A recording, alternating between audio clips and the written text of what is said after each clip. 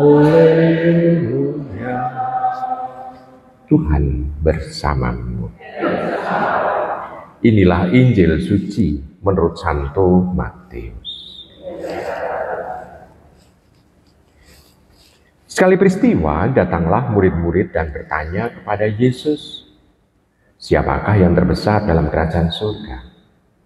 Maka Yesus memanggil seorang anak kecil dan menempatkannya di tengah-tengah mereka, lalu berkata, "Aku berkata kepadamu, sungguh, jika kalian tidak bertobat dan menjadi seperti anak kecil ini, kalian tidak akan masuk ke dalam kerajaan surga. Sedangkan barang siapa merendahkan diri dan menjadi seperti anak kecil ini, dialah yang terbesar dalam kerajaan surga. Dan barang siapa menyambut seorang anak kecil seperti ini dalam namaku, ia menyambut aku. Ingatlah, jangan menganggap rendah seorang pun dari anak-anak kecil ini, karena aku berkata kepadamu, malaikat-malaikat mereka di surga selalu memandang wajah Bapakku yang di surga." Lalu Yesus bersabda lagi, "Bagaimana pendapatmu jika seseorang mempunyai 100 ekor domba dan seekor di antaranya sesat? Tidakkah ia akan meninggalkan yang 99 ekor di pegunungan lalu pergi mencari yang sesat itu?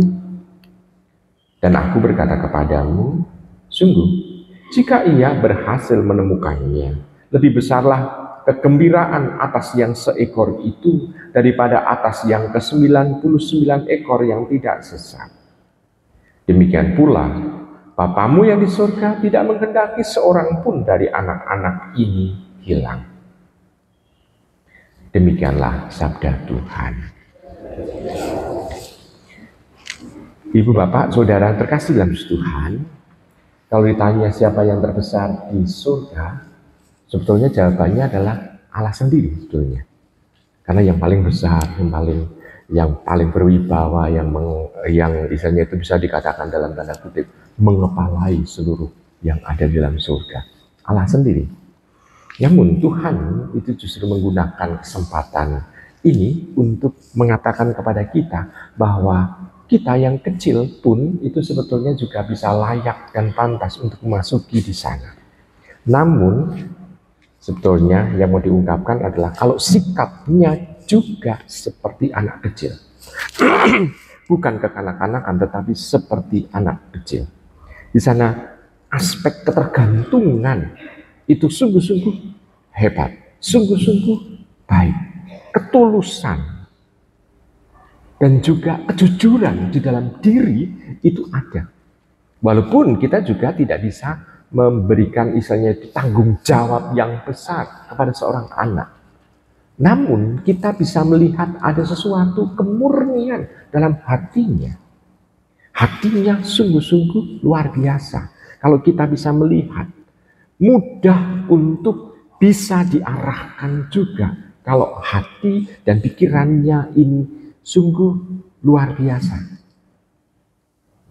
Jadi maksudnya adalah kalau hatinya ini masih semacam putih, kita bisa melihat bahwa kita sebagai orang tua itu mampu untuk mendampingi, untuk mengarahkan, untuk menunjukkan mana yang benar, mana yang baik, mana yang bijaksana, mana yang selayaknya untuk menjadi semacam keputusan diri untuk dilakukan, untuk melakukannya. Nah, di sini kita bisa melihat ada sesuatu. Namun juga anak ini juga tergantung dari orang tuanya sebetulnya. Mau mengarahkan kemana?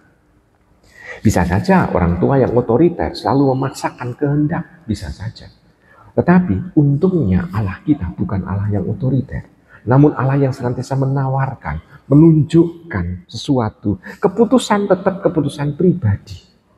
Nah, kita itu juga diharapkan mampu untuk jadi orang tua seperti itu bagi seorang anak. Bagi Tuhan, anak itu sungguh mau untuk berkembang. Pikirannya mau untuk istilahnya itu memperkaya dirinya. Supaya apa? Supaya dia mampu untuk bisa menjawab tantangan masa depannya. Kita kalau seperti anak, maka kita juga akan mempunyai harapan seperti yang dalam tanda kutip bahasa Jawanya digadang-gadang oleh orang tuanya untuk mampu bertahan dan mandiri untuk bisa menjawab tantangan di masa depan. Nah, kalau kita sebagai orang beriman, kita juga digadang-gadang oleh Tuhan supaya nantinya bisa bersatu dalam kerajaan Allah. Dan kita bisa bertumbuh, berkembang sesuai dengan apa yang menjadi arahan Tuhan. Maka kita bisa di sana. Dan Tuhan sendiri itu menjanjikan, Dia tidak ingin supaya anak-anak ini hilang. Berarti kalau kita bisa berseperti anak itu, diharapkan dalam hidup beriman pun kita juga diharapkan jangan sampai hilang, jangan sampai tersesat. Seperti domba yang tersesat yang dicari oleh gembalanya. Dan Tuhan menginginkan supaya kita tetap bersatu dalam kawanan itu. Anak-anak itu bisa bertumbuh, berkembang juga dalam kebersamaan dengan anak-anak yang lain. Dan dia akan bisa bertumbuh dalam keceriaan, dalam kedewasaan, kalau ketemu juga dengan yang lain. Dan kalau anak-anak ketemu dengan yang lain, yang tadinya tidak kenal, akan mudah untuk bisa bermain bersama. Walaupun mungkin mereka tidak tahu namanya, tetapi bisa dengan jujur berjemaah bersama. Dalam hidup beriman pun diharapkan kita juga mampu seperti anak-anak itu. Mampu untuk bisa bersama dengan yang lain itu mau berjalan menuju kepada yang diharapkan oleh Allah. Nah, saudari, terkasih dalam Tuhan, maka Tuhan itu menggunakan perumpamaan seperti anak ini adalah hal yang tepat. Karena kita bisa menangkap apa yang dikehendaki oleh Tuhan. Selain kejujuran, selain ketulusan, selain juga keterbukaan terhadap yang lain, Dia juga mau untuk dituntun, diarahkan menuju kepada yang dikehendaki oleh Tuhan.